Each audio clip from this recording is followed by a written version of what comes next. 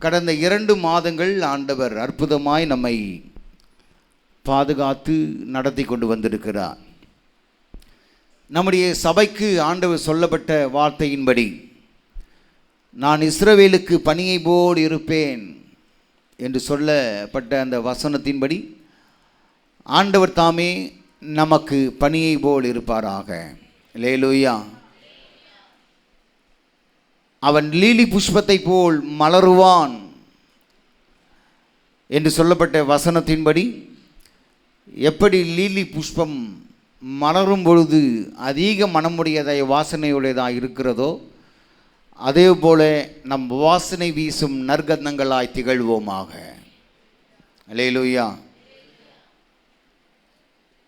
அவன் லீபனோனிலே கேதுரு மரத்தை போல வேரூன்றுவான் என்று சொல்லப்பட்ட வசனத்தின்படி நாம் வசனத்திலும் அப்போஸ்தலர் உபதேசத்திலும் வேரூன்றி நிற்போம். கர்த்தருடைய நாமம் மகிமைப்படுவதாக. ஆகவே இன்றைக்கு நாம்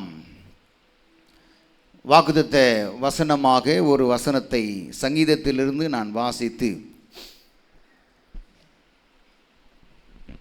ஆண்டவர் எந்த வார்த்தைகளை உங்களோடு கூட இடைபடுகிறாரோ பேசுகிறாரோ அதை மட்டும் நான் பேசி திருவிருந்துக்கு நேராய் நான் கடந்து செல்ல விரும்புகிறேன். சங்கீதங்களின் புத்தகம் 28ஆம் சங்கீதம் 9வது வசனத்தை நான் வாசிக்கிறேன், கவனியுங்கள். சங்கீதங்களின் புத்தகம் 28 9வது வசனம்.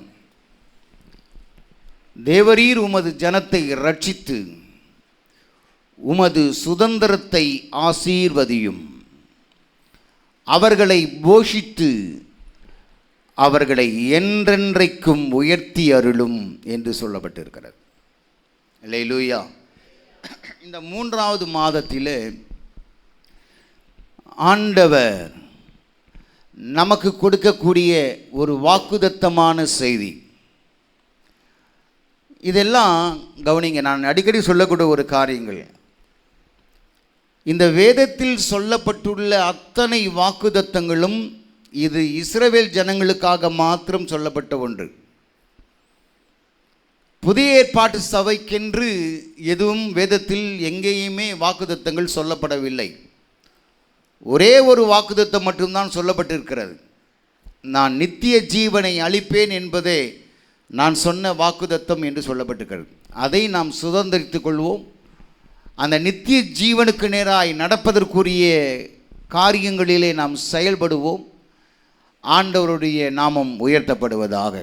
ஆனால் கவனிங்க, ஏன் இந்த இஸ்ரவேலு மக்களுக்கு சொல்லப்பட்ட வாக்குத்தத்தத்தை நாம் சொந்தமாக்கி கொள்கிறோம் என்று சொன்னால், நாம் இன்றைக்கு ஆவிக்குரிய இஸ்ரவேலர்களாய் இருக்கிறோம். அல்லேலூயா. ஆவிக்குரிய இஸ்ரவேலர்களாய் இருக்கிறபடியினாலே அந்த மாம்சத்தின்படி இஸ்ரவேலர்களுக்கு சொல்லப்பட்ட வாக்குத்தத்தங்கள் அத்தனையும் நாமும் சொந்தமாக்கி கொள்வோம். அல்லேலூயா. ஆகவே இந்த சங்கீதக்காரன் ஆகிய தாவீது சொல்லுகிற ஒரு வார்த்தை அல்லது பாடுகிற ஒரு பாடல், மனிதன் சொல்லுகிறார், தேவரீர் உமது ஜனத்தை இரட்சித்து உமது சுதந்திரத்தை ஆசீர்வதியும், அவர்களை போஷித்து அவர்களை என்றென்றைக்கும் உயர்த்தி அருளும் என்று சொல்லப்பட்டிருக்கிறது. இதே 4 காரியங்கள் சொல்லப்பட்டிருக்கிறது. அருமையான தேவனுடைய பிள்ளைகளே, இந்த 4 காரியங்களையும் யாருக்கு சொல்லப்படுகிறது என்று சொன்னால், கர்த்தரை நம்பி இருக்கிற பிள்ளைகளுக்கு ஆண்டவர் இந்த 4 ஆசீர்வாதங்களை கொடுக்கிறார். கர்த்தரை யார் நம்பியிருக்கிறார்களோ, ஆண்டவரை யார் நம்பி வாழ்கிறார்களோ, ஆண்டவர் பேரிலே பற்றுதலாய் இருக்கிறார்களோ, அவர்களுக்கு மாத்திரம்தான் இந்த ஆசீர்வாதங்கள். மனிதனை நம்பியோ மனிதனை சார்ந்தோ இருக்கிறவர்களுக்கு இந்த ஆசீர்வாதங்கள் கிடையாது. ஆக இந்த சங்கீதத்தில் மொத்தம் 9 வசனங்கள் மட்டும்தான் இருக்கிறது. இந்த 9 வசனங்களினுடைய மிக முக்கிய சாராம்சம் என்ன என்று நீங்கள் பார்த்தீங்கன்னா, கர்த்தரை நம்புகிற இருதயம் உடையவர்களுக்குத்தான் இந்த ஆசீர்வாதம் உண்டு.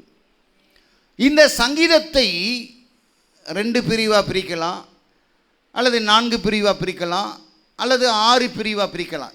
அது இல்லைன்னா ஒவ்வொரு வசனங்களும் ஒவ்வொரு பிரிவாக கூட பிரிக்கலாம். அது அவரவர்களுடைய வெளிப்பாடுகளுக்கு ஏற்றார் போல் பிரிக்கப்படுகிறது. கவனிங்க. ஆனால் இதை நான் ஒரு முக்கியமாக 2 காரியத்தை நான் சொல்ல கடமைப்பட்டிருக்கிறேன். இந்த 9 வசனங்களின் அடிப்படையை நீங்கள் பார்க்கும்போது பார்த்தீங்கன்னா 2 காரியங்கள் மட்டும் இருக்கிறது. அப்படின்னா என்னென்னா, பொல்லாத இருதயம், 2வது நம்பிக்கையின் இருதயம். அல்லேலூயா. பொல்லாத இருதயம், நம்பிக்கையின் இருதயம், இந்த 2 காரியங்களை அடிப்படையாக வைத்து தான் இந்த சங்கீதம் எழுதப்பட்டுள்ளது. கவனிக்கும். அது மாத்திரமல்ல, இந்த சங்கீதம் எழுதப்பட்டதனுடைய நோக்கம் என்ன அப்படின்னு பார்த்தா, இந்த தாவீது அரசனுக்கு விரோதமாய் தன்னுடைய சொந்த குமாரனே அப்சலோம் விரோதமாய் எழும்புகிறான். ராஜாங்கத்தை பிடிப்பதற்காக அவன் கங்கணம் கட்டி வருகிற எல்லா மக்களையும் தன்வசப்படுத்தி, ஏறக்குறைய அவனோடு கூட இருந்த எல்லா மக்களையும் தன்வசப்படுத்தி அவன் தனக்கென்று சேர்த்து கொண்டான்.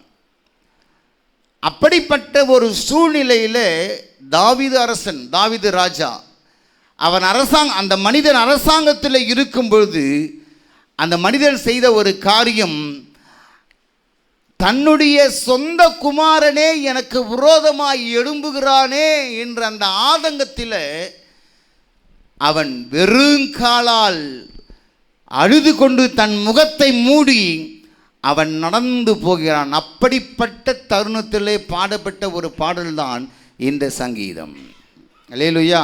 அதுதான் நீங்கள் பார்த்தீங்கன்னா 3வது வசனம் சொல்லுறது, அயலானுக்கு சமாதான வாழ்த்துதலை சொல்லியும் தங்கள் இருதயங்களில் பொல்லாப்பை வைத்திருக்கிற துன்மார்க்கரோடும் அக்கிரமக்காரரோடும் என்னை வாரிக்கொள்ளாதேயும் என்று பாடுகிறார். இது யாரை நினைத்து பாடுகிறார் என்று சொன்னால், அப்சலோமை நினைத்து பாடுகிறார். அவன் இஸ்ரவேல் ஜனங்களை நயவஞ்சகமாய் சமாதான வாழ்த்துதல்களை கூறியும், ஆனால் தன்னுடைய இருதயத்திலே பொல்லாப்பை நினைத்து கொண்டிருக்கிறான். என்ன பொல்லாப்பு? அவன் எப்படியாவது தன்னுடைய ராஜாங்கத்தை, இஸ்ரவேலிலே நான் ராஜாவை ஆக வேண்டும் என்று சொல்லி அநேக ஆட்களை தன்வசமாய் கூட்டிக் கொண்டு அவன் இருக்கிறதை இந்த வசனம் தெளிவாய் நமக்கு சொல்லுகிறது. அல்லேலூயா. ஆகவே அன்பு தேவனுடைய பிள்ளை, இப்படிப்பட்ட சூழ்நிலையில் இந்த மனிதன் பாடின பாடல்தான் இந்த 28வது சங்கீதம். அல்லேலூயா. நீங்கள் சங்கீதங்கள்லாம் படித்து பார்த்தீங்கன்னா ரொம்ப அற்புதமாக இருக்கும். மனது ஆறுதலாக இருக்கும். உங்களுடைய மனசு ரொம்ப நிம்மதியாக இருக்கும். கவனிங்க. 9வது வசனம் இதெல்லாம் பார்த்து சொல்லிவிட்டு, இதில் நீங்கள் 1வது வசனத்திலிருந்து 8வது வசனம் வரைக்கும் நீங்கள் பார்க்கும்போது, என் கண்மலையாகிய கர்த்தாவே என் விண்ணப்பத்தை கேளும், என் சத்தத்தை கேளும், என்னை அக்கிரமக்காரரோடு வாரிக்கொள்ளாதிரும் என்று தன்னை குறித்தே சொல்லக்கூடிய ஒரு வார்த்தை. ஆனால் 9வது வசனத்தில் வரும்பொழுது பார்த்தீங்கன்னா அவர் சொல்லுகிறார், தாவீது சொல்லுகிறார், தேவரீர் உமது ஜனத்தை ரட்சித்து என்று சொல்லுகிறார். கவனிங்க. இந்த 4 குறிப்பை இருக்கிற சொற்ப நேரத்தில் நான் சொல்லி கடந்து செல்ல விரும்புகிறேன். முதலாவதாக ஒரு ஆசீர்வாதம். இன்றைக்கு இந்த மாதத்தில், இந்த 3வது மாதத்தில் ஒரு 4 விதமான ஆசீர்வாதங்களை ஆண்டவர் நமக்கு கொடுக்கிறார். நம் ஆண்டவர் எப்படிப்பட்டவர் என்று சொல்லுகிறது, தேவரீர் உமது ஜனத்தை ரட்சித்து. அப்படியானால் நம் ஆண்டவர் நம்மை ரட்சிக்கிறவராயிருக்கிறார். அல்லேலூயா. 2வதாக நாம் பார்க்கும் பொழுது, உமது சுதந்திரத்தை ஆசீர்வதியும் என்று ஜெபிக்கிற ஒரு பாடலாக இது இருக்கிறது. 2வதாக ஆண்டவர் நம்மை ஆசீர்வதிக்கிற தேவனாய் இருக்கிறார். முதலாவதாக ரட்சிக்கிற தேவனாக இருக்கிறார். இது ஒரு மிகப்பெரிய ஒரு ஆசீர்வாதம். இது சொன்னதான் இங்கே கவனிங்க, இது உங்களுக்கு சொல்லும்போது நன்றாய் புரியும். ரெண்டாவதுக்கு நம்மை ஆசீர்வதிக்கிற தேவனாய் இருக்கிறார். மூன்றாவதாக சொல்லுகிறது அவர்களை போஷித்து என்று சொல்லப்படுகிறது. அப்படியானால் ஆண்டவர் எப்படி இந்த மாதத்திலே செயல்பட போகிறார் என்று சொன்னால் நம்மை போஷிக்கிறவராய் செயல்பட போகிறார். நான்காவதாக அவர்களை என்றென்றைக்கும் உயர்த்தி அருளும். அவர்களை என்று சொன்னால் யார்? எவர்களை? கர்த்தரை நம்பி இருக்கிறவர்களை, நம்பி இருக்கிற இருதயம் உடையவர்களை, பொல்லாத இருதயம் உடையவர்களை அல்ல, நம்பிக்கை ஆண்டவர் பேரிலே நம்பிக்கையாய் இருக்கக்கூடிய பிள்ளைகளை, அவர்களை என்றென்றைக்கும் உயர்த்தி அருளும் என்று பக்தன் பாடுகிறார். அப்போ முதலாவதாக ரட்சிக்கிறவர், இரண்டாவதாக ஆசீர்வதிக்கிறவர், மூன்றாவதாக போஷிக்கிறவர், நான்காவதாக உயர்த்துகிறவர். கைகளை தட்டி ஆண்டவரை மகிமைப்படுத்துவோம். இந்த மாதம் ஆண்டவர் நம்மை உயர்த்துகிற மாதமாய் இருக்க போகிறது. எத்தனை பேர் நம்புகிறோம்? எல்லாரும் கரங்களை உயர்த்தி ஆண்டவருக்கு ஒரு நன்றி செலுத்துவோம். ஹல்லேலூயா. ஆகவே முதலாவதாக சொல்லுகிறது அவர் ரட்சிக்கிறவர். ரட்சிக்கிறவர் என்றால் விடுதலை அளிக்கிறவர் என்று அர்த்தம். நமக்கு பாதுகாப்பை கொடுக்கிறவர், நமக்கு உதவிகளை செய்கிறவர், நம்மை பாவத்திலிருந்து மீட்டெடுக்கிறவர் என்று பலவிதமான காரியங்கள் சொல்லப்பட்டிருக்கிறது. ஆனால் இதில் இன்னொரு வார்த்தை மொழிபெயர்ப்பில் போடப்பட்டிருக்கிறது. ஐ வில் விசிட் யூ என்று சொல்லப்பட்டிருக்கிறது. கவனிங்க, உன்னை சந்திக்கிற கர்த்தராக இருக்கிறார். கைகளை தட்டி ஆண்டவரை மகிமைப்படுத்துமா. ரட்சிக்கிறவர் என்று சொன்னால் நீங்கள் வெறும் ஏதோ நான் ரட்சிக்கப்படலையா, நான் ரட்சிக்கப்பட்டிருக்கிறேன்.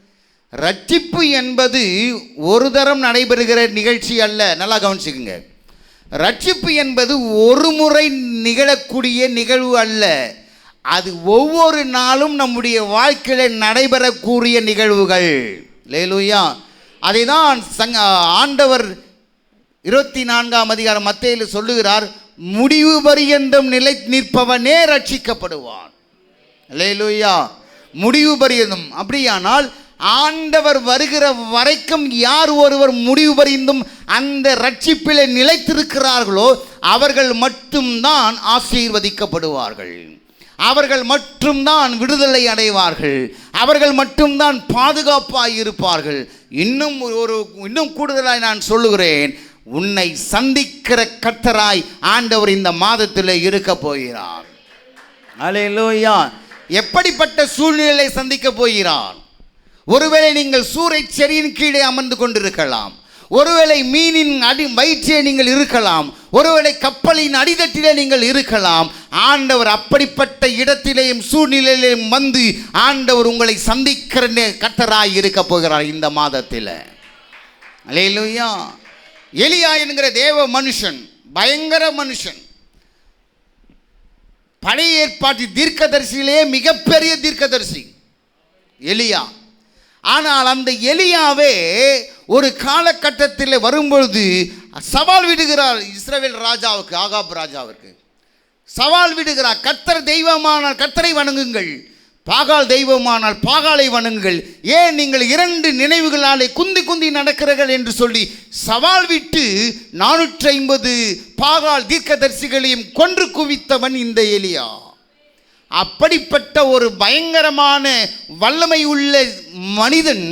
அந்த மனிதனே ஒரு காலகட்டத்தில் ஏசபேலுக்கு பயந்து சூறைச் செடியின் கீழே போய் அமர்ந்து கொண்டு, ஆண்டவரே போதும் நான் சாகிறேன் என்று சொல்லி அப்படிப்பட்ட ஒரு சோர்வு அடையக்கூடிய ஒரு நிலையிலே தான் இருக்கிறது. அதை குறித்து நீங்கள் வாசிப்பீர்களேயானால் 1 ராஜாக்கள் 19ஆம் அதிகாரத்தில் நீங்கள் வாசித்ததை தெரிந்து கொள்ளலாம். அன்பு தேவனுடைய பிள்ளைகளே, அப்படிப்பட்ட சூறைச் செடியின் கீழே அமர்ந்து, போதும் ஆண்டவரே நான் சாகிறேன், நான் செய்த ஊழியங்கள் போதும், நான் செய்த பாடுகள் உமக்காக உடைத்த பாடுகள் போதும் என்று சொல்லி அவன் அந்த மனிதன் சூறைச் செடியின் கீழே அமர்ந்து அவன் சாகுவதற்காக, அந்த மனிதன் சாகுவதற்காக அப்படியே உறங்கிவிட்டான். நல்லா கவனிங்க, அந்த மனிதனை ஆண்டவர் சந்தித்தது உண்மையானால் இன்றைக்கு உங்களையும் என்னையும் ஆண்டவர் சந்திப்பது நிச்சயம். அல்லேலூயா. எலியாவே எழுந்திரு, உனக்கு என்ன வேலை? இன்னும் நீ செய்ய வேண்டிய காரியங்கள் ஏராளமாக இருக்கிறது என்று சொல்லி அந்த எலியாவை தேற்றின தேவன் இன்றைக்கு உங்களையும் ஆண்டவர் தேற்ற வல்லமை உடையவராக இருக்கிறார். அந்த எலியா சூறைச்செடியின் கீழே சோர்ந்து போய், சூறைச்செடி எதை காண்பிக்கிறது என்று சொன்னால் சோர்வுக்கு அடையாளமாக இருக்கிறது, உபத்திரவத்திற்கு அடையாளமாக இருக்கிறது, சோர்ந்து போய் மிகவும் மோசமான ஒரு சூழ்நிலைக்கு அடையாளமாக இருக்கிறது. ஆகவே அன்பு தேவனுடைய பிள்ளைகளே, அப்படிப்பட்ட சூழ்நிலையில் இன்றைக்கு ஒருவேளை நீங்கள் இருப்பீர்களேயானால் என் ஆண்டவர் இன்றைக்கு உங்களையும் சந்திக்க போகிறார். அல்லேலூயா. போதும் எனக்கு வாழ்க்கை, இவ்வளவுதான், நான் என்னை நான் முடித்துக் கொள்கிறேன் என்று சொல்லி சாவை நோக்கி ஓடிக்கொண்டிருக்கிறேன் அன்பு சகோதரா சகோதரி, இன்றைக்கு என் ஆண்டவர் உங்களோடு கூட இடைப்பட்டு கொண்டிருக்கிறார்.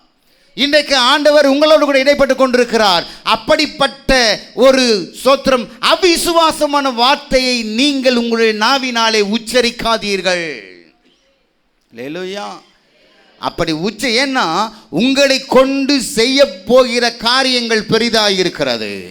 இன்னும் ஏராளமான ஆசீர்வாதம், ஏராளமான அற்புதங்கள், ஏராளமான நன்மைகள் நடைபெறுவதற்கு ஆண்டவர் சித்தம் வைத்திருக்கிறார். ஆகவே அப்படிப்பட்ட நிலையிலே சோர்ந்து போய் இருக்கிற என் அன்பு தேவனுடைய பிள்ளைகளே, உங்களை என் ஆண்டவர் சந்திக்க போகிறார். ஏனென்றால் இந்த மாதம் ரட்சிக்கிறவராய் இருந்து செயல்பட போகிறார். அப்படியானால் ரட்சிக்கிறவர் என்றால் அர்த்தம் என்ன? வேறொரு அர்த்தம், வேறொரு மொழிபெயர்ப்பில் சொல்லப்படுகிறது, உன்னை சந்திக்கிற கர்த்தராய் இருக்கிறார். உன்னை எந்த இடத்துல எந்த சூழ்நிலையில் இருந்தாலும் என் ஆண்டவர் உன்னை சந்தித்து தான் ஆகுவார். ஏனென்றால் உன்னை குறித்து மிகப்பெரிய ஒரு காரியத்தை கர்த்தர் வைத்திருக்கிறார். அல்லேலூயா. அன்பு தேவ பிள்ளைகளே, இந்த மாதம் நீங்கள் சோர்ந்து போகாதீங்க, நீங்கள் துவண்டு போகாதீங்க, நீங்கள் பயப்படாதீங்க. என் ஆண்டவருடைய கரம் உங்களோடு கூட இருக்கிறது. என் ஆண்டவர் உளையான சேற்றில் இருக்கிற சங்கீதக்காரன் சொல்ற, உளையான சேற்றில் இருக்கக்கூடிய ஒவ்வொரு மனிதனையும் ஆண்டவர் கை தூக்கி நிறுத்தி கண்மலையின் மேலே உயர்த்துகிற தேவனாக இருக்கிறார். அப்படிப்பட்ட சூழ்நிலையில் ஒருவேளை எனக்கு வாழ்வே இல்லை, எனக்கு வாழ்வாதாரமே இல்லை, எனக்கு சோத்திரம் உயர்வே இல்லை, இனி நான் வாழ்வதை விட சாவது மேல் என்று சொல்லி சாவை நோக்கி ஓடிக்கொண்டிருக்கிற சகோதரா சகோதரி, இன்றைக்கு ஆண்டவர் சொல்லுகிறார், நீ சாகுவதற்காக உன்னை உண்டாக்கவில்லை, உருவாக்கவில்லை. நீ பிழைத்து ஆண்டவருக்காக நற்செய்தியை சொல்லி ஆண்டவருக்காக ஆத்துமாக்களை ஆதாயப்படுத்தி ஆண்டவருக்காக நீங்கள் வாழ வேண்டும் என்றுதான் ஆண்டவர் விரும்புகிறார். அல்லேலூயா, அல்லேலூயா. ஆகவே அன்பு தேவனுடைய பிள்ளைகளே, எப்படிப்பட்ட சூறைச்செடியின் கீழே நீங்கள் இருந்தாலும் என் ஆண்டவருடைய கரம் அங்கேயும் தோன்றும். அதுதான் சங்கீதக்காரர் 139 சொல்லுகிறார், நான் வானத்துக்கு ஏறினாலும் நீர் அங்கே இருக்கிறேன், நான் பாதாளத்தில் படுக்கை போட்டாலும் நீர் அங்கே இருக்கிறீர், நான் எங்கே போனாலும் நீர் அங்கே. ஏன்னா ஆண்டவர் உங்களை, நீங்கள் எந்த இடத்துல பாதாளத்தின் அடித்தட்டிலே நீங்கள் படுக்கையை போட்டாலும் அங்கேயும் என் ஆண்டவர் வந்து சந்தித்து உன்னை உயர்த்த வல்லமை உடையவராக இருக்கிறார். அல்லேலூயா. உன்னை உயர்த்த வல்லமை உடையவராக இருக்கிறார். தொடர்ந்து அந்த வசனம், நான் வானத்திற்கு ஏறினாலும் நீர் அங்கே இருக்கிறீர். 9வது வசனத்தில் 139:9 சொல்லப்பட்டிருக்கிறது, நான் விடியற் காலத்தை செட்டைகளை எடுத்து சமுத்திரத்தின் கடையாந்தரங்களிலே போய் தங்கினாலும் அங்கேயும் உமது கை என்னை நடத்தும், உமது வலதுகரம் என்னை பிடிக்கும். அல்லேலூயா. அன்பு தேவனுடைய பிள்ளைகளே, நீங்கள் எங்கே போனாலும் கர்த்தர் உங்களை விரட்டி பிடித்து கொண்டே இருப்பார். அதை மட்டும் நீங்கள் மறந்தே போயிடாதீங்க.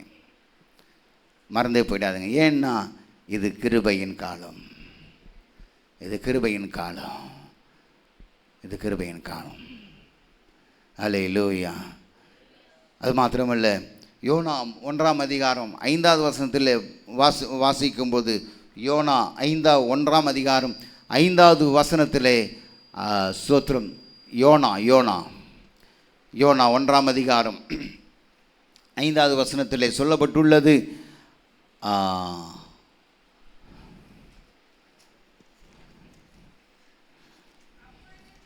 வாசிங்கம்மா. ம் ம் அவன் தன் தன் தேவனை நோக்கி வேண்டுதல் செய்து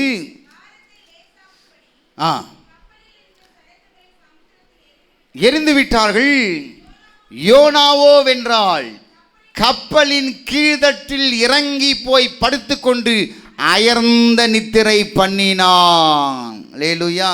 2வது அதிகாரம் 1வது வசனத்தில் நான் வாசிக்கிறேன், கவனிங்க. 2:1 அதே புத்தகம் 2வது அதிகாரம் 1வது வசனம் சொல்லுகிறது, அந்த மீனின் வயிற்றிலிருந்து யோனா தன் தேவனாகிய கர்த்தரை நோக்கி விண்ணப்பம் பண்ணினார்.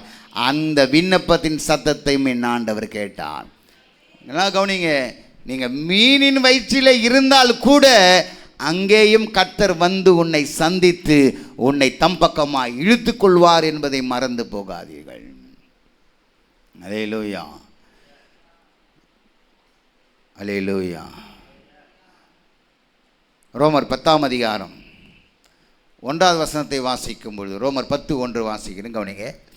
ரோமர் 10:1, சகோதரரே, இஸ்ரவேலர் ரட்சிக்கப்பட வேண்டும் என்பதே என் இருதயத்தின் விருப்பமும் நான் தேவனை நோக்கி செய்யும் விண்ணப்பமாய் இருக்கிறது. அப்போஸ்தலனாகிய பவுலுடைய ஒரே ஒரு பாரம் எல்லா ஜனங்களும் ரட்சிக்கப்பட வேண்டும் என்பது. அல்லேலூயா. எல்லா ஜனங்களும் ரட்சிக்கப்பட வேண்டும் என்பது. இந்த பவுலை சவுலாய் இருக்கும் பொழுதும் ஆண்டவர் அந்த சவுலையும் சந்தித்தார்.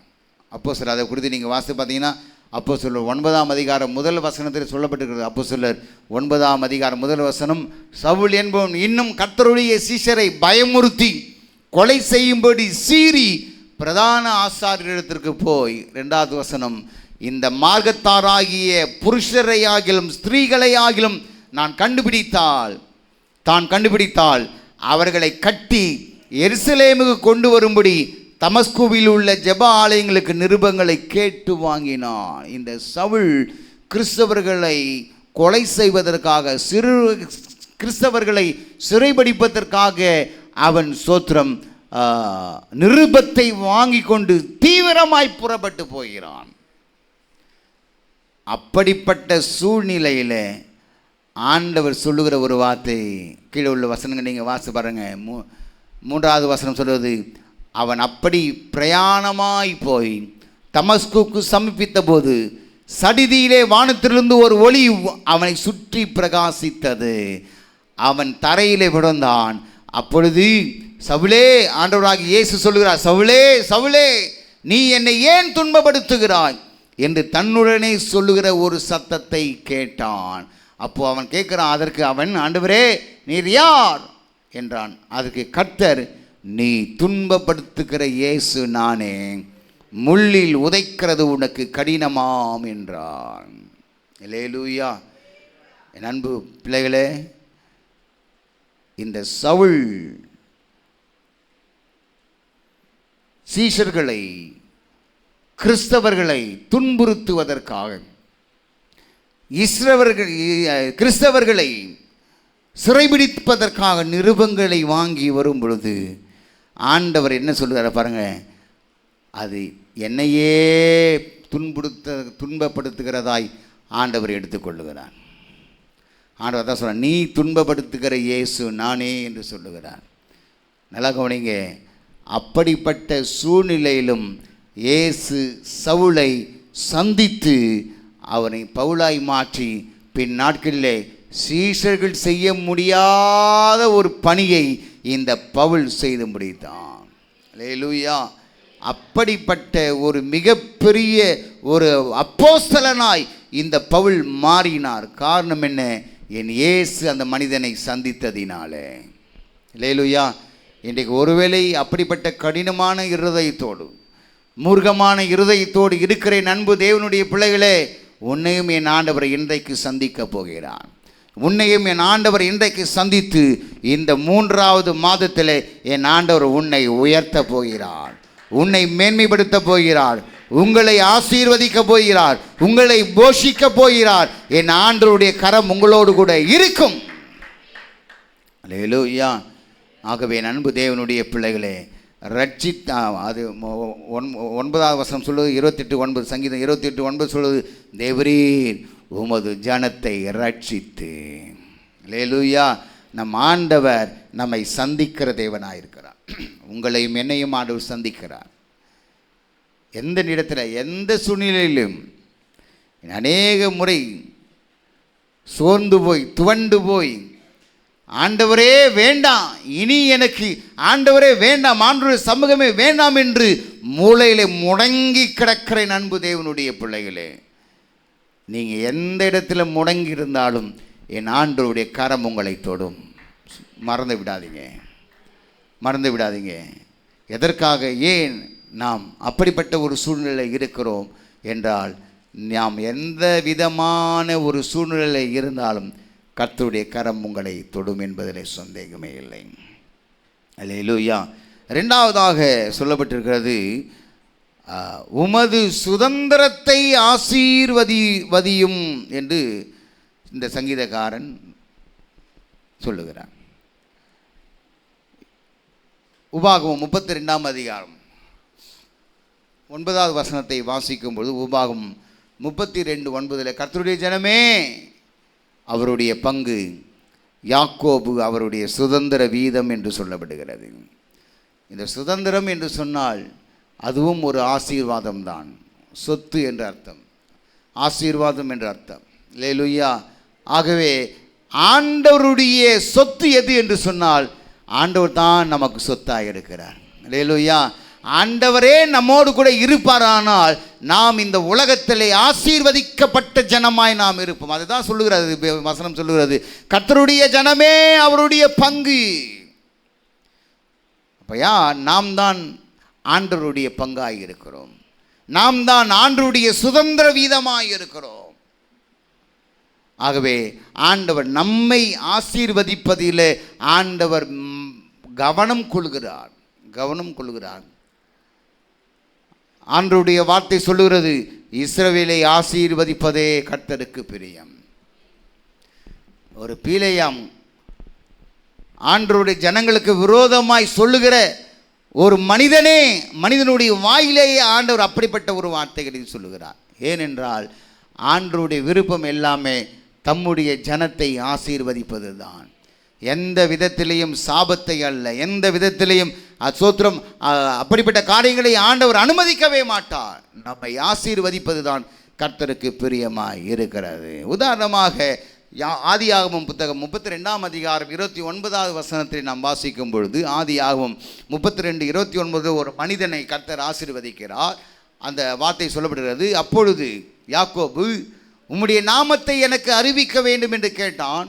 அதற்கு அவர், நீ என் நாமத்தை கேட்பானேன் என்று சொல்லி அங்கே அவனை ஆசீர்வதித்தான். அல்லேலூயா. இன்றைக்கு யாக்கோபை மாத்திரமல்ல, தம்மை அண்டி இருக்கிற ஜனங்களை மாத்திரமல்ல, எல்லா மக்களையும், புதிய ஏற்பாட்டு சபை மக்களையும் என் ஆண்டவர் இன்றைக்கு ஆசீர்வதிக்க விரும்புகிறார். இந்த மாதம் நீங்கள் ஆசீர்வாதத்தில் பெருக போகிறீர்கள். இந்த மாதம் உங்களுடைய கைகளின் பிரயாசங்கள் ஆசீர்வதிக்கப்பட போகிறது. இந்த மாதம் நீங்கள் நினைக்கிற காரியங்கள், நீங்கள் வேண்டுகிற காரியங்கள், அதை விட அதிகமாய் இந்த மாதத்திலே ஆண்டவர் செயல்படுத்த போகிறார். நான் நிச்சயமாய் சொல்லுகிறேன், இந்த 3வது மாதம் நம்மை ஆசீர்வதிக்கிற ஒரு மாதமாக இருக்கிறது. இந்த யாக்கோபு ஆசீர்வதிக்கப்பட்டதனுடைய மிக முக்கியமான காரணம் என்னென்று நீங்கள் பார்த்தீங்கன்னா, ஆதியாகமத்தின் புத்தகத்தில் அதே 32ஆம் அதிகாரத்தை நாம் திருப்பிக் கொள்ளும். 32ஆம் அதிகாரம் நமக்கு நன்கு தெரிந்த ஒரு வார்த்தை தான். ஆனால் அந்த யாக்கோபு ஆசீர்வதிக்கப்பட்டதனுடைய மிக முக்கியமான ஒரு காரணம் என்ன என்று நீங்கள் பார்ப்பீர்களே. ஆனால் 24வது வசனத்தை நாம் வாசிக்கலாம். யாக்கோபு பிந்தி தனித்திருந்தான். அப்பொழுது ஒரு புருஷன் பொழுது விடியும் அளவும் அவனுடனே போராடி என்று சொல்லப்பட்டிருக்கிறது. கவனிங்களேன், ஆண்டவருடைய வார்த்தை சொல்லுகிறது, யாக்கோபை அவருடைய நாமத்தை கேட்கும்போது நீ என்னுடைய நாமத்தை கேட்கிறது என்ன என்று சொல்லி ஆண்டவர் அவனை ஆசீர்வதித்தார். அப்படி அந்த மனிதன் ஆசீர்வதிக்கப்பட்டதனுடைய ஒரு மிக முக்கியமான காரணம் இந்த 24வது வசனம் சொல்லுகிறது, யாக்கோபு பிந்தி தனித்திருந்தான். ஐயா, என் அன்பு தேவனுடைய பிள்ளைகளே, நாம் ஆண்டவரிடத்திலிருந்து ஆசீர்வாதங்களை பெற்றுக்கொள்ள வேண்டுமானால் இவன் எல்லா சேனைகள், ஆடு மாடுகள், மனைவிமார்கள், பிள்ளைமார்கள் எல்லாரோடும் கூட அவன் கடந்து செல்கிறான். ஆனால் ஒரு இடம் வரும் பொழுது அந்த மனிதன் என்ன செய்கிறார்? தனித்திருந்தான். அப்படின்னா ஆண்டவரோடு கூட தனித்திருந்தான், ஆண்டவரோடு கூட உறவாடி கொண்டிருந்தான், ஆண்டவரோடு கூட போராடுவதற்காக அவன் தனித்திருந்தான். அப்படிப்பட்ட ஒரு அனுபவம் உங்களுக்கு உண்டாயிருக்குமானால் நீங்கள் நிச்சயமாய் ஆசீர்வதிக்கப்படுவீர்கள். அல்லேலூயா. வரலையே? அல்லேலூயா. கோடா கோடியாய் பெருகுவீர்கள். இது கூட அல்லேலூயா வரல. அல்லேலூயா. 10 மாடி கட்டுவீர்கள். அது மட்டும் வருது பத்தியா? அல்லேலூயா. அநேக கோடிகள் இந்த மாதத்தில் புரளும்.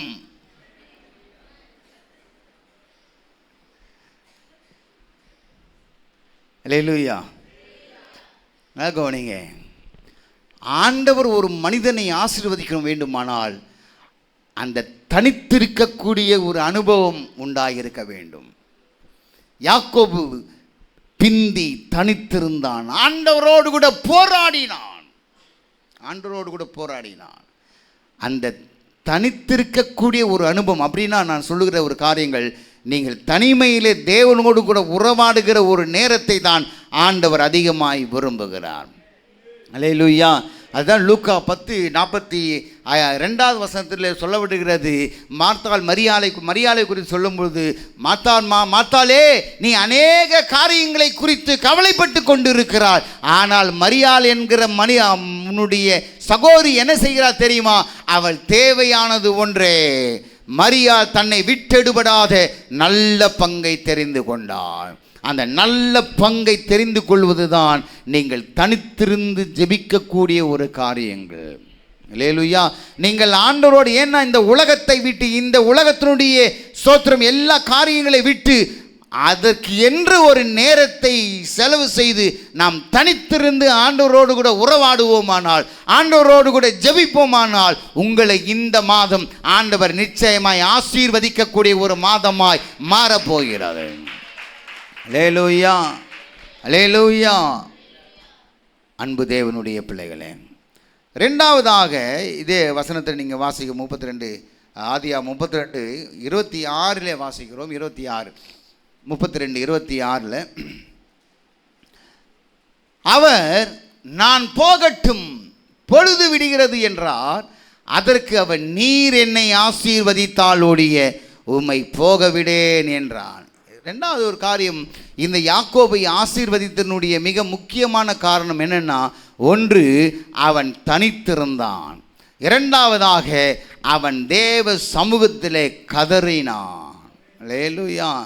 தேவ சமூகத்திலே கதறுகிற ஒரு மக்களை ஆண்டவர் எதிர்பார்க்கிறார். கண்ணீர் விட்டு அழுகிற ஒரு மக்களை கர்த்தர் எதிர்பார்க்கிறார். அப்படிப்பட்ட ஒரு சூழ்நிலை இந்த மனிதன் சொல்லுகிறார், யாக்கோபு சொல்லுகிறார், நான் போகட்டும் பொழுது விடுகிறது, என்னை விட்டுவிடு என்று ஆண்டவர் சொல்லும் பொழுது இவன் கதறுகிறான், இவன் கெஞ்சுகிறான், இவன் அழுகிறான், புலம்புகிறான். ஐயோ ஆண்டவரே, நான் உம்மை விட மாட்டேன், நீர் என்னை ஆசீர்வதித்தால் ஒழிய உம்மை போக விட. கதறுகிற ஒரு அனுபவம் எந்த ஒரு மனிதனுக்கு உண்டாயிருக்கிறதோ அந்த மனிதன் ஆசீர்வதிக்கப்பட்ட ஒரு மனிதனாய் மாறுவான். அல்லேலூயா. மூன்றாவதாக இந்த மனிதன் ஆசீர்வதிக்கப்பட்டதனுடைய காரணம் என்ன? 25வது வசனம் சொல்லுகிறது. 25வது வசனம், அவனை மேற்கொள்ளாததை கண்டு அவனுடைய தொடை சந்தை தொட்டார், அதனால் அவருடனே போராடுகையில் யாக்கோபின் தொடை சந்து சுளுக்கிற்று என்று சொல்லப்படுகிறது. இந்த தொடை சந்து தான் பலன் இருக்கும். இந்த பலனே சுளுக்கக்கூடிய ஒரு காரியத்துக்கு மாறிவிட்டது. அல்லேலூயா. ஆக இது நான் இது எதற்கு அடையாளமாய் சொல்லுகிறேன் என்று சொன்னால், ஈவன் இந்த யாக்கோபு ஜெபிக்கிறார். எப்படி ஜெபிக்கிறாராம்? அவர் நொறுக்கப்பட்டு ஜெபிக்கிறார், போராடி ஜெபிக்கிறார். அல்லேலூயா. என் அன்பு தேவ பிள்ளைகளே, நாம் ஆசீர்வாதத்தை சுதந்திரித்துக் கொள்ள வேண்டுமானால், ஆசீர்வாதத்தை பெற்றுக்கொள்ள வேண்டுமானால், ஒன்று தனித்திருந்து ஜெபிக்கிறவர்களாய் மாறணும். ரெண்டாவது ஆண்டவருடைய சமூகத்திலே கதறுகிறவர்களாய் இருக்க வேண்டும். மூன்றாவதாக நொறுக்கப்படுற ஒரு மனிதனாய், நொறுக்கப்பட்ட ஒரு இருதயமாய், நொறுக்கப்பட்ட ஒரு சிந்தையோடு கூட தேவ சமூகத்தில் ஓடோடி வரும் பொழுது கர்த்தர் நிச்சயமாய் உங்களை ஆசீர்வதித்து உங்களை பெருக பண்ணுவார். அல்லேலூயா. மூன்றாவதாக சொல்லுகிறது 28:9 வாசிங்க. சங்கீதம் 28:9 வாசிக்கும் பொழுது, தேவரீர் உமது ஜனத்தை ரட்சித்து உமது சுதந்திரத்தை ஆசீர்வதியும், அவர்களை போஷித்து அவர்களை என்றென்றைக்கும் உயர்த்தி அருளும். போஷிக்கிற ஒரு தேவனாயிருக்கிறார். இந்த மாதம் உங்களை போஷிக்க போகிறார். எப்படி போஷிக்க போகிறார்? அற்புதமாய் போஷிப்பார். அல்லேலூயா. யோபுல ஒரு வசனம் சொல்லுகிறது, 38:41 சொல்லப்பட்டிருக்கிறது. யோபு 38:41 சொல்லப்பட்டிருக்கிறது. கவனிங்க.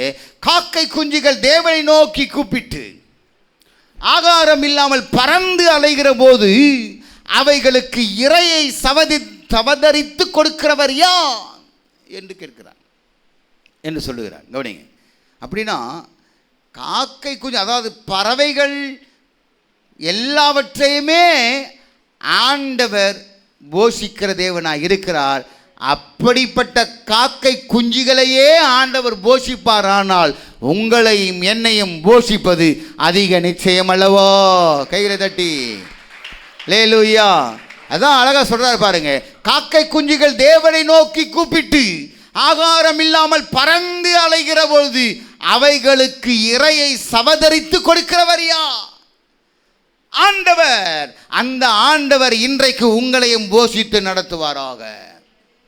எலியாவை காகத்தை கொண்டு போஷித்த தேவன் இன்றைக்கு உங்களையும் அப்படியாய் அபரிவிதமாய் ஆசீர்வதிப்பாராக, போஷிப்பாராக.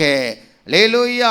சங்கீதம் 34:10 வாசிக்கும் பொழுது, சங்கீதம் 34:10 வசனத்தை வாசிக்கும் பொழுது, சிங்க குட்டிகள் தாழ்ச்சியடைந்து பட்டினியாயிருக்கும், கர்த்தரை தேடுகிறவர்களுக்கோ ஒரு நன்மையும் குறைவுபடாது. அல்லேலூயா.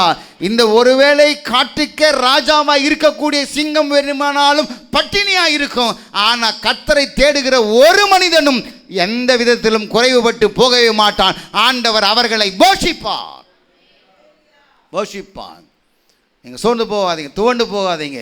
வருமானமே இல்லை, எனக்கு வேலையே இல்லை, எனக்கு ஊதியமே இல்லை, அல்லது நான் எதிர்பார்க்கிற காரியங்கள் இல்லை என்று ஏங்கிக் கொண்டிருக்கிறேன். அன்பு தேவனுடைய பிள்ளைகளே, இந்த மாதம் உங்களை அற்புத விதமாய் போஷிக்கிற மாதம். அல்லேலூயா. நம்ம விசுவாசிங்க எல்லாருமே கோவிடு அந்த பீரியடில் நல்லா இருக்கும்போது வேணால் பட்டினியாக இருந்திருக்காங்க. நிறைய பேர் நான் சொல்லி கேள்விப்பட்டிருக்கிறேன். சம்பாதிக்கும் போது வேண்டுமானாலும் பட்டினியாக இருந்திருக்கிறாங்க. ஆனால் அந்த கோவிட் பீரியடில் யாருமே பட்டினியாக இல்லவே இல்லை. ஒருவேளை ஒரு சிலர் இருந்திருக்கலாம், எனக்கு தெரியல. ஆனால் எனக்கு தெரிந்த விதத்தில் கோவிட் சமயத்தில் ஆண்டவர் திருப்தியாக போஷித்தார். அல்லேலூயா. அன்பு தேவ பிள்ளைகளே, இந்த மாதம் உங்களை போஷிக்கிற மாதமாக இருக்க போகிறது. சங்கீதம் 81:16 வாசிக்கும். சங்கீதம் 81:16, நான் சீக்கிரத்தில் அவர்கள் எதிராளிகளை 16 உச்சிதமான கோதுமையினால் அவர்களை போஷிப்பார், கண்மலையின் தேனினால் உன்னை திருப்தியாக்குவேன். இதெல்லாம் தேவனுடைய வார்த்தைகள். இந்த தேவனுடைய வார்த்தைகள் உங்கள் வாழ்க்கையிலே அப்படியே அப்பியாசப்படுத்த வேண்டுமானால் நீங்கள் நம்புகிற இருதயம் உடையவர்களாக இருக்க வேண்டும். உங்களுக்குள்ளே நம்பிக்கை இருக்குமானால், நம்பிக்கை இல்லாமல் இருக்கிறவர்களுக்கு இதை எல்லாம் அனுபவிக்க முடியாது. எந்த ஒரு மனிதன் நம்பிக்கையோடு இருதயத்தோடு, நம்பிக்கையின் இருதயத்தோடு எந்த ஒரு மனிதன் செயல்படுகிறானோ அந்த மனிதனுடைய வாழ்க்கையில வேதம் சொல்லுகிறது உச்சிதமான கோதுமையினால், அப்படின்னா விசேஷமான ஒரு ஆகாரத்தினால் உங்களை திருப்தி அடைய செய்வார். அல்லேலூயா. இருக்கிறதுலே தரமுள்ள ஒரு வார்த்தை. போஜனம் நல்ல ஒரு பெரிய ஹோட்டல்லாம் பார்த்தீங்கன்னா என்ன போடுவாங்க, ஹை கிளாஸ் வெஜிடேரியன் போடுவாங்க. அப்புறம் உயர்ந்த ரகம் அப்படின்னு போடுவாங்க. நான் சொல்கிறேன், அதை விட உயர்ந்த ரகத்தை என் ஆண்டவர் உங்களுக்கு நிச்சயமாக கொடுக்க போகிறார். அல்லேலூயா. அதை விட சிறந்ததாய் ஆண்டவர் கொடுக்க போகிறார். நீங்கள் நம்புனா நம்புங்க, நம்புகிற எல்லாம் ஒரு ஆமீன் சொல்லுங்கள். அல்லேலூயா. கண்மலையின் தேனினால் உன்னை திருப்தி ஆக்குவேன். இங்கே லோக்கலில் இருக்கிறதெல்லாம் டூப்ளிகேட் தேனு, ஆனால் கண்மலையின் தேனா ஒரிஜினல் தேனு. அல்லேலூயா. அதான் கண்மலை. கண்மலைன்னா என்ன அர்த்தம்? மலை வேற, கண்மலை வேற. ஆமென். மலை. அல்லேலூயா.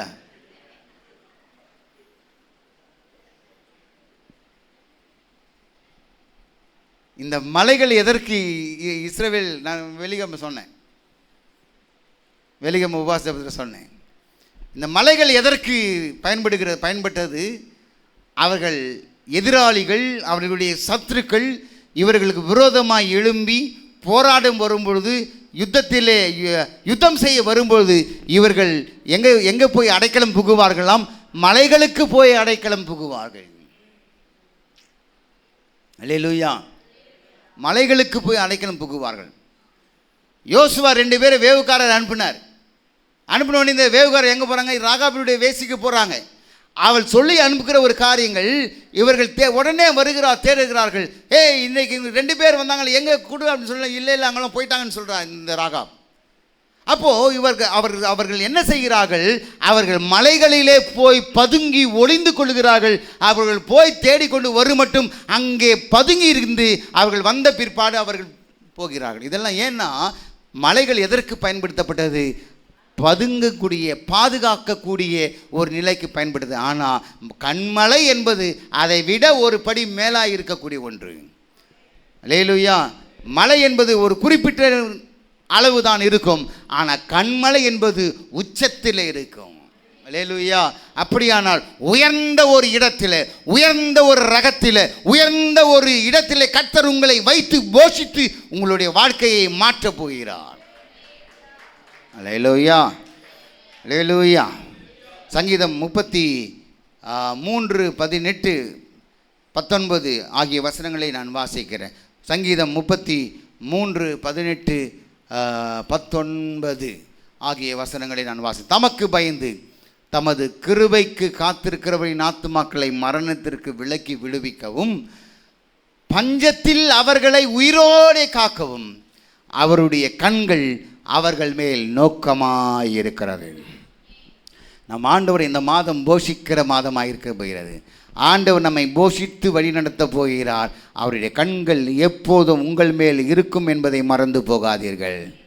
ஒருவேளை பஞ்சகாலமா, உபத்திர காலமா, எந்த காலமாக இருந்தாலும் என் ஆண்டவருடைய கண்கள், என் ஆண்டவர் உங்களோடு கூட இருக்கும் பொழுது எந்த விதத்திலேயும் உங்களுக்கு பஞ்சகாலம் ஏற்படவே ஏற்படாது. அல்லேலூயா. அல்லேலூயா. ஆகவே ஆண்டவர் உங்களை அற்புத விதமாய் போஷித்து வழிநடத்த போகிறார். கடைசியாக நான் சொல்லி முடிக்க விரும்புகிறேன். அல்லேலூயா. கடைசியாக சங்கீதம் 28:9 சொல்லப்பட்டிருக்கிறது, அவர் நம்மை உயர்த்துகிற தேவனாய் இருக்கிறார். அல்லேலூயா. நீங்கள் எப்படிப்பட்ட நிலையில் இருந்தாலும், குழியிலே இருந்தாலும், பாதாளத்தில் இருந்தாலும் ஆண்டவர் உங்களை நிச்சயமாய் உயர்த்துவார். யாரை உயர்த்துவார்? தானியேலுக்கு எழுதின தீர்க்க தரிசன புத்தகம் 5ஆம் அதிகாரம் 19வது வசனம், தானியேல் 5:19 சொல்லப்பட்டிருக்கிறது, அவருக்கு கொடுக்கப்பட்ட மகத்துவத்தினாலே சகல ஜனங்களும் ஜாதியாரும் பாஷைக்காரரும் அவருக்கு முன்பாக நடுங்கி பயந்திருந்தார்கள். அவர் தமக்கு சித்தமானவனை கொண்டு போடுவார், தமக்கு சித்தமானவனை உயிரோடே வைப்பார், தமக்கு சித்தமானவனை உயர்த்துவார். கைகளை தட்டி ஆண்டவரை மகிமைப்படுத்துவார். யாரை கர்த்தர் உயர்த்துவார்? 9ஆம் வசனம் சொல்லுகிறது, அவனை உயர்த்துவார் என்று சொல்லி. யாரை உயர்த்துவார்? யாரை உயர்த்துவார்? ஆண்டவருக்கு சித்தமானவர்களை கர்த்தர் உயர்த்துவார். ஒரு மனிதனை மனிதன் உயர்த்த முடியாது. ஆண்டவர் தான் உயர்த்த முடியும். அதிலேயும் ஆண்டவருடைய சித்தம் இருக்க வேண்டும். ஆண்டவருடைய சித்தம் இருக்கணும். சித்தம் இருக்கிறவர்களை மட்டும்தான் என் ஆண்டவர் நிச்சயமாய் உயர்த்துவான். அதே தான் சூத்திரம் வசனம் சகரியால் சொல்லப்படுகிறது, பலத்தினாலும் அல்ல, பராக்கிரமத்தினாலும் அல்ல. அல்லேலூயா. தேவ ஆவியினாலே ஆகும். உங்களுடைய பலத்தை சார்ந்து இருக்கும்போது கொஞ்ச காலம் மாத்திரம் அந்த ஆசீர்வாதங்கள் இருக்கும். ஆனால் ஆண்டவரை சார்ந்து ஒருவேளை ஆண்டவருடைய சித்தத்திற்கு ஒப்பு கொடுத்து இருக்கும்பொழுது ஆண்டவர் உயர்த்துவார். யாரை உயர்த்துவார்? தமக்கு சித்தமானவனை உயர்த்துவார். அல்லேலூயா. யோபு 5ஆம் அதிகாரம் 10வது வசனத்தில் சொல்லப்பட்டிருக்கிறது, யாரை கர்த்தர் உயர்த்துவார்? யோபு 5ஆம் அதிகாரம் 10வது வசனம், தாழ்ந்தவர்களை உயரத்தில் வைத்து துக்கிக்கிறவர்களை ரட்சித்து உயர்த்துவார். கைகளை தட்டி ஆண்டவரை மகிமைப்படுத்தும். யாரை ஐயா ஆண்டவர் உயர்த்துவார்? துக்கத்தோடும் வேதனையோடும் அவதிப்பட்டு கொண்டிருக்கிற என் மக்களை என் ஆண்டவர் உயர்த்துவது நிச்சயம். அல்லேலூயா. யாரை உயர்த்துவார்? துக்கிக்கிறவர்களை உயர்த்துவார். யாரை உயர்த்துவார்? வேதனைப்பட்டு கொண்டிருக்கிறவர்களை உயர்த்துவார். யாரை உயர்த்துவார்? அவமானப்பட்டு நிந்தையில் இருக்கிற மக்களை உயர்த்துவார். காரணம் என்ன? என் ஆண்டவர் அவர் உயர்த்துகிற தேவன். கைகளை தட்டி ஆண்டவரை மகிமைப்படுத்துவோம். ஹல்லேலூயா. சங்கீதம் 37:34, சங்கீதம் 37:34, சங்கீதம் 37:34. நீ கர்த்தருக்கு காத்திருந்து அவருடைய வழியை கைக்கொள், அப்பொழுது நீ பூமியை சுதந்தரித்துக் கொள்வதற்கு அவர் உன்னை உயர்த்துவார். அல்லேலூயா. நீங்கள் பூமியை சுதந்தரித்துக் கொள்ளப் போகிறீர்கள். நாம் யார்? எப்படிப்பட்டவர்கள்? இந்த உலகத்தில் சாதாரணமாய் வாழுகிறவர்கள் அல்ல. சாதாரணமாய் வாழ்ந்து சாதாரண ஒரு மனிதர்களோடு வாழுகிறவர்கள் அல்ல. நாம் எப்படிப்பட்டவர்கள்? இந்த பூமியை சுதந்தரித்துக் கொள்ளுகிறவர்கள். இந்த பூமியை சுதந்தரித்துக் கொள்ள வேண்டுமானால் ஒன்று மாத்திரம் நான் செய்ய வேண்டும், நீங்கள் கர்த்தருக்கு காத்திருக்க வேண்டும். அல்லேலூயா. கர்த்தருக்கு காத்திருப்பீர்களேயானால் நீங்கள் பூமியை சுதந்தரித்துக் கொள்வதற்கு உன்னை உயர்த்துவார். துன்மார்கள் அறுப்புண்டு போவதை நீ காண்பாய். கைகளை தட்டி 27:5, சங்கீதம் 27:5 சொல்லப்பட்டிருக்கிறது. சங்கீதம் 27:5, தீங்கு நாளில் அவர் என்னை தம்முடைய கூடாரத்தில் மறைத்து என்னை தமது கூடார மறைவிலே ஒளித்து வைத்து என்னை கண்மலையின் மேல் உயர்த்துவார். எப்படிப்பட்டவர்களை உயர்த்துவார்? எப்படிப்பட்ட சூழ்நிலையிலே உயர்த்துவார் என்று சொன்னால், தீங்கு நாட்களிலே உங்களை கர்த்தர் உயர்த்துவார். அல்லேலூயா. அல்லேலூயா. அன்பு தேவனுடைய பிள்ளைகளே, இந்த வசனங்கள் எல்லாம் ஆண்டவர் நமக்கு கொடுத்த ஒரு வார்த்தை, வாக்குத்தத்தமான காரியங்கள். 1 பேதுரு 5ஆம் அதிகாரம் 6வது வசனம், 1 பேதுரு 5:6 சொல்லப்பட்டுள்ளது. கவனிங்க. ஆகையால் ஏற்ற காலத்தில் தேவன் உங்களை உயர்த்தும்படிக்கு அவருடைய பலத்த கைக்குள் அடங்கியிருங்க. கடைசியாக நான் சொல்லி முடிக்க விரும்புகிறேன், நீங்கள் அவருடைய பலத்த கைக்குள் அடங்கியிருங்க. யாரெல்லாம் ஆண்டவருடைய வார்த்தைக்கு கீழ்ப்படிந்து, யாரெல்லாம் ஆண்டவருடைய வார்த்தைக்கு செவி சாய்த்து ஆண்டவருடைய பலத்த கைக்குள் எவரெல்லாம் அடங்கி இருக்கிறீர்களோ, நிச்சயமாக நான் சொல்லுகிறேன், அவர்கள் உயர்த்தப்படுவார்கள். எப்பொழுது உயர்த்தப்படுவார்கள்? அதற்கென்று ஒரு ஏற்ற காலம் ஒன்று உண்டு. ஏற்ற காலம் ஒன்று உண்டு. நீங்கள் ஏற்ற காலத்திலே கர்த்தர் உங்களை நிச்சயமாய் உயர்த்துவார்.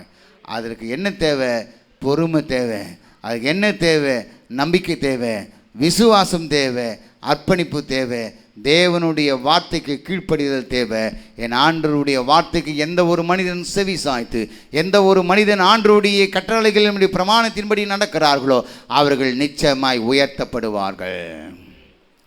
எல்லாரும் நேர பலிபீடத்தை மட்டும் பாருங்க, பார்க்கலாம். அல்லேலூயா. நீங்கள் உயரப் போகிறீர்கள். அல்லேலூயா. நீங்கள் உயர்த்தப்பட போகிறீர்கள். என் ஆண்டவருடைய கண்கள் வைக்கப்பட்டிருக்கிறது. என் ஆண்டவருடைய கண்கள் இப்போதே இந்த இடத்துல வைக்கப்பட்டிருக்கிறது. என் ஆண்டவர் உங்களை பார்த்து கொண்டிருக்கிறார். யார் உண்மையான இருதயத்தோடு, யார் உண்மையான நம்பிக்கையுள்ள இருதயத்தோடு இந்த தேவ சன்னிதானத்தில் வந்திருக்கிறீர்கள் என்பதை என் ஆண்டவருடைய கண்கள் பார்த்து கொண்டிருக்கிறது. என் ஆண்டவருடைய செவிகள் திறந்திருக்கிறது. என் ஆண்டவர் இன்றைக்கு உங்களை உயர்த்த போகிறார், உங்களை மேன்மைப்படுத்த போகிறார், உங்களை அழகுபடுத்த போகிறார். உங்களுடைய வாழ்க்கை செழிப்பாக போகிறது. உங்களை மேன்மைப்படுத்தி ஆண்டவர் உயர்த்த போகிறார். அந்த நாட்கள் சீக்கிரமாய் வந்துகிறது. இந்த 3வது மாதத்தில் என் ஆண்டவர் அப்படிப்பட்ட ஒரு அற்புதத்தை நிச்சயமாய் செய்வார். உங்களுடைய வியாபாரங்கள் பெருகும், உங்களுடைய தொழில்கள் சீர்படும், உங்களுடைய வேலை செய்கிற ஸ்தலத்திலே நீங்கள் ஆசீர்வதிக்கப்பட்டு உயர்த்தப்படுவீர்கள். அல்லேலூயா. இந்த மாதம் அப்படிப்பட்ட ஒரு மாதம். நீங்கள் விசுவாசினா நான் சொன்ன அத்தனை வார்த்தைகளும் நிச்சயமாக உங்களோட வாழ்க்கையில் நிறைவேறும். அல்லேலூயா. நான் கடைசியாக அந்த வசனத்தை நான் சொல்லி முடிக்கிறேன். ஆகையால் ஏற்ற காலத்திலே தேவன் உங்களை உயர்த்தும்படி. என் அன்பு தேவனுடைய பிள்ளைகளே, ஏற்ற காலம் ஒன்று உண்டு. அந்த காலம் வெகு தூரத்தில் அல்ல, வெகு சமீபமாக இருக்கிறது. இந்த 2026 கர்த்தர் உங்களை ஆசீர்வதித்து உயர்த்த போகிறார். அவர் உயர்த்த வேண்டுமானால் அவருடைய பலத்த கைக்குள்ள அடங்கி இருக்கணும். ஆண்டவருடைய வார்த்தை சொல்லப்பட்டது போல நீங்கள் அவருடைய வார்த்தைக்கு கீழ்ப்படிந்து அவருடைய வார்த்தைக்கு செவிசாய்த்து தேவனுடைய கரத்திலே நீங்கள் அடங்கி இருப்பீர்களே, ஆனால் கர்த்தர் உயர்த்துவது நிச்சயம். இதுதான் வேதத்தின் சத்தியம். அல்லேலூயா.